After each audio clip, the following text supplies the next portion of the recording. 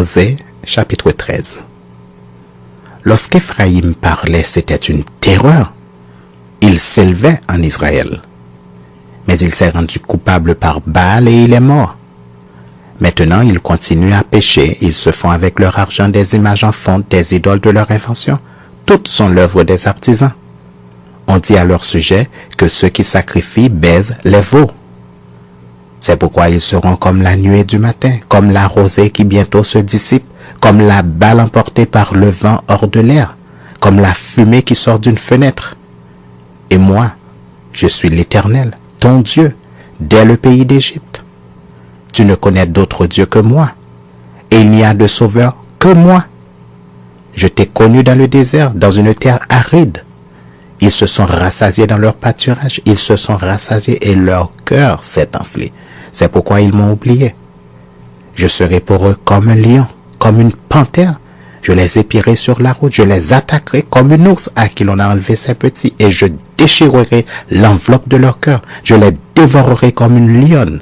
Les bêtes des champs les mettront en pièces. Ce qui cause ta ruine, Israël, c'est que tu as été contre moi, contre celui qui pouvait te secourir. Où donc est ton roi, qu'il te délivre dans toutes tes villes? Où sont tes juges, au sujet desquels tu disais, donne-moi un roi et des princes? Je t'ai donné un roi dans ma colère, je te l'ôterai dans ma fureur. L'iniquité d'Éphraïm est gardée, son péché est mis en réserve. Les douleurs de celle qui enfante viendront pour lui, c'est un enfant peu sage, qui au terme voulu ne sort pas du sein maternel. Je les rachèterai de la puissance du séjour des morts, je les délivrerai de la mort. Ô mort, où est ta peste? Séjour des morts, où est ta destruction? Mais le repentir se dérobe à mes regards. Éphraïm a beau être fertile au milieu de ses frères, le vent d'Orient viendra. Le vent de l'Éternel s'élèvera du désert, desséchera ses sources, tarira ses fontaines. On pillera le trésor de tous les objets précieux.